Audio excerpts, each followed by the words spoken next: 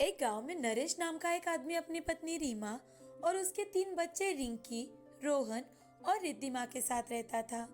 वो लोग बहुत ही गरीब थे। नरेश खेती किया करता था और रीमा खेत की सब्जियां लेकर घर घर जाकर बेचा करती थी। उनके घर के पड़ोस में मालिनी नाम की औरत रहा करती थी, जो अमीर तो थी लेकिन बड़ी ही लालची थी। नरेश मालिनी की खेत में ही काम किया करता था और उसके जानवरों का ध्यान भी रखा करता था। पर मालिनी नरेश को पर्याप्त पैसे नहीं दिया करती थी और नरेश भी ठहरा एक सीधा साधा आदमी। वो कभी भी मालिनी से ज्यादा पैसे की मांग नहीं किया करता था। मालिनी के पास बहुत सारी खेती थी और उनके पास कई तरह तरह के जानवर थे, जैसे मुर्गियाँ, बैल, गाय और बकरी। काफी सालों से ऐसा ही चल रहा था। नरेश हमेशा से उनका वफादार आदमी था। उसने कभी भी मालिनी को धोखा देने का नहीं सोचा, ना ही कहीं और काम करने का सोचा। रिक्की, रोहन और रिद्धिमा भी कभी कभी अपने मम्मी पापा का काम में हाथ बटा दिया करते थे। एक दिन जब सारे जानवरों को नरेश सैर के लिए लेकर जाने वाला था, तो नरेश ने देखा कि मालिनी की एक बकरी दर्द से कांप रही है। उससे उठा भी नहीं जा रहा था। वो तुरंत ही अपनी मालिनी मैडम के पास पहुंच जाता है और मालिनी से, मेम साहब, आपकी वो जो बकरी है ना लाडो, उसकी 2 दिन से तबीयत कुछ ठीक नहीं है। आप कहे तो मैं उसे डॉक्टर को दिखा कर लाऊं? अरे नहीं नहीं, इसकी कोई जरूरत नहीं है। लाडो अब बूढ़ी हो चुकी है। वैसे भी अब वो ज्यादा दिन नहीं जी पाएगी। उस पर फालतू में पैसा खर्च करने की कोई जरूरत नहीं है। ठीक है मेम साहब, जैसा आप कहे। घर आकर नरेश अपने घर वालों को जो कुछ भी आज मासूम लाडो के साथ हुआ, वो सारी बात बताता है। उस पर रिद्धिमा कहती है, पिताजी, आप उसे मरने नहीं दोगे ना? बेटा, अब वो सब तो मेरे हाथ में तो नहीं है ना। मेम साहब जैसी कहेगी हमें वैसा ही करना होगा। रिद्धिमा अपने पिताजी की बात सुनकर बहुत ज्यादा उदास हो जाती है। अब सारे खाना खाकर सो जाते हैं। अगले दिन रिद्धिमा भी अपने पापा के साथ काम के लिए जाती है, पर वो जाकर देखती है कि लाडो वहाँ है ही नहीं। पिताजी, पिताजी मेम साहब को पूछिए ना, लाडो कहाँ है? जाओ रिद्धिमा, वो वैसे भी अब कुछ काम की नहीं थी। रिद्धिमा के जोर देने पर नरेश जाकर मालिनी से पूछता है, मेम साहब, मेरी बेटी रिद्धिमा को लाडो से मिलना था, पर हमने उसे हर जगह पे ढूंढा। हमें वो कहीं पे दिखाई नहीं दे रही। हाँ नरेश, क्योंकि मैंने तो उसे कसाई के पास भेज दिया है। वैसे भी अब वो ना दूध दे पा रही थी, ना ही बच्चे पैदा कर सकती थी। उसे रखने का कोई लाभ ही नहीं था। कम से कम उसे बेचकर मुझे थोड़ी रकम तो मिल गई। ओह, अच्छा ठीक है मेम साहब। नरेश मालिनी की बात सुनकर रिद्धिमा के पास जाकर उसे सारी बात बता देता है। फिर दोनों खेत का काम पूरा करते हैं, जानवरों को खाना खिलाते हैं और अपने घर वापस आ जाते हैं। घर आकर रिद्धिमा रोहन से, भैया, तुमने सुना ना, लाडो को वो बुढ़िया ने बाजार में बेच दिया। भैया, कोई इतना पत्थर दिल कैसे हो सकता है? पता नहीं लाडो को आज किसी ने खाना दिया भी होगा या नहीं। रिद्धिमा, तुम बिल्कुल चिंता मत करो। हम कल बाजार जाकर लाडो को ढूंढ कर घर ले आएंगे। अगले ही दिन रोहन और रिद्धिमा बाजार पहुंच जाते हैं, जहां मालिनी ने लाडो को बेचा था, पर उन्हें लाडो कहीं नहीं मिलती। पूरा दिन बीत जाता है। रिद्धिमा और रोहन लाडो की खोज में यहाँ वहाँ घूमते हैं, लेकिन उन्हें लाडो कहीं नहीं नजर आती।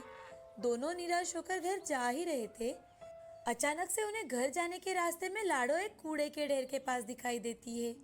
लाडो को देखकर रिद्धिमा की खुशी का तो कोई ठिकाना ही नहीं रहता। वो भागकर लाडो को गले लगा लेती है।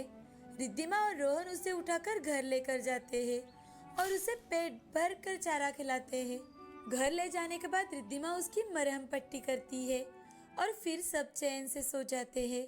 सब सोने के बाद लाडो रिद्धिमा के पास जाकर रिद्धिमा से, रिद्धिमा, मैं कोई साधारण बकरी नहीं हूँ, मैं एक जादुई बकरी हूँ। तुमने मेरी बहुत अच्छे से देखभाल की है, इसीलिए मैं तुम्हारी 3 इच्छाएं पूरी करूंगी और वो 3 इच्छाएं 3 दिन में पूरी हो जाएंगी। रिद्धिमा को लगता है कि वो शायद कोई सपना देख रही है। हे भगवान, मुझे नींद से जगा दो। मैं ये क्या सपना देख रही हूँ? रिद्धिमा, ये कोई सपना नहीं है, ये सब हकीकत में हो रहा है। जल्दी बताओ, तुम्हारी पहली इच्छा क्या है? मुझे बहुत सारे पैसे चाहिए।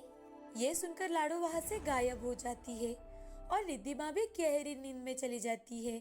अगली सुबह जब रिद्धिमा उठती है तो उसे लगता है कि कल रात उसने एक सपना देखा जिसमें लाडो उससे बात कर रही थी। वो उठते ही लाडो के पास जाकर देखती है तो उसकी आंखें खुली की खुली रह जाती है।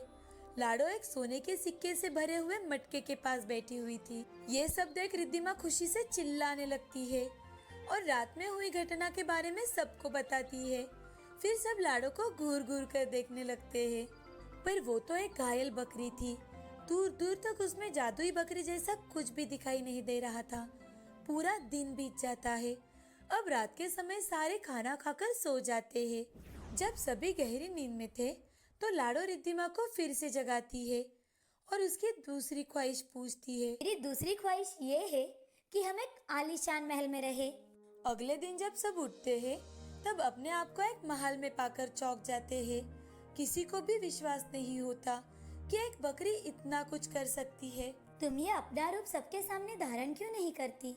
रिद्धिमा, असल में मैं एक परी हूँ। एक बार एक ऋषि परीलोक में आए थे और मैंने उनका अपमान किया था। तभी उन ऋषिवर ने मुझे एक श्राप दिया था और मैं बकरी बनकर धरती पर आ गई। और जब तक मैं किसी नेक दिल परिवार की मदद नहीं करती तब तक मैं इस श्राप से मुक्त नहीं हो सकती हूँ। तुम्हारे पिताजी ने और तुमने हमेशा बिना किसी स्वार्थ के मेरा ख्याल रखा है। इसलिए तुम तुम्हारी आखिरी इच्छा मुझे बताओ और मुझे इस श्राप से मुक्त होने में मदद करो। अच्छा, चलो अब जल्दी बताओ, तुम्हारी आखिरी इच्छा क्या है? लेकिन हमें और कुछ भी नहीं चाहिए। तुमने पहले से ही हमारे परिवार के लिए बहुत कुछ किया है। अब भगवान की कृपा से हमारे पास सब कुछ है। तुमने भी तो मेरी जान बचाई है। अगर उस दिन तुम दोनों समय पर नहीं आते तो मैं वही जख्मी हालत में घुट घुट कर मर जाती और फिर अगला जन्म भी मुझे बकरी का ही मिला होता। मैं इस श्राप से मुक्त नहीं हो पाती। मैं तुम्हारी बहुत बहुत आभारी हूँ। चलो जल्दी से सुबह होने से पहले मुझे अपनी आखिरी इच्छा बताओ ताकि अगली रात में अपने श्राप से मुक्त हो सकूं। बस मुझे और एक दिन ही बकरी के रूप में अपना जीवन बिताना होगा। कृपया जल्द मुझे अपनी इच्छा बताओ। हमारी अपनी खेती नहीं है। मैं चाहती हूँ कि हमारे पास भी अपनी खेती हो। अगली सुबह जब वो उठते हैं तो उन्हें खेतों के साथ साथ गाय, भैंस और बकरियां भी मिल जाती है। नरेश और रीमा के जीवन में ये जादुई बकरी ने खुशियां ही खुशियां भर दी थी। अब ये खबर भी हर जगह फैल गई थी कि अचानक से ये परिवार एक जादुई बकरी के आने से अमीर हो गया है। जैसे ही मालिनी को यह खबर मिलती है वो आश्चर्यचकित हो जाती है और नरेश से जबरदस्ती लाडो को छीनकर अपने घर लेकर जाती है। जैसे ही रात होती है वो लाडो के पास जाती है और उससे, हे जादुई बकरी, तुम मुझे नरेश और रीमा से भी बहुत ज्यादा अमीर बना दो और फिर से नरेश और रीमा को मेरे घर के नौकर बना दो। तभी लाडो अपने श्राप से मुक्त हो जाती है और एक सुंदर सी परी के रूप में आ जाती है और वो मालिनी से, अरे मूर्ख, तुमने अपने लिए कुछ मांगा होता तो मैं तुम्हें जरूर अमीर बना देती, लेकिन तुम तो दूसरों का बुरा सोचकर सिर्फ खुद को अमीर बनाना चाहती हो। जाओ, मैं तुम्हें अब इस गांव की सबसे गरीब औरत बना दूंगी और तुम्हें जिंदगी भर दूसरों के घर के काम करने पड़ेंगे। ऐसा कहकर परी वहां से गायब हो जाती है। जैसे ही परी गायब होती है मालिनी के लालच की वजह से उसका पूरा घर जलकर राख हो जाता है। ये बात अगली सुबह ही सारे गांव में फैल जाती है। लोग अब मालिनी पर हंसने लगे थे। अपने लालच के कारण मालिनी को अब घर घर जाकर काम करने की नौबत आ चुकी थी। उसके लालच ने ही उसे डुबाया था। तो कहते हैं ना दोस्तों, अंत भला तो सब भला। लालच हमारा हमेशा ही नुकसान करता है, इसलिए हमारे पास जो कुछ भी है उसी में खुश रहना चाहिए।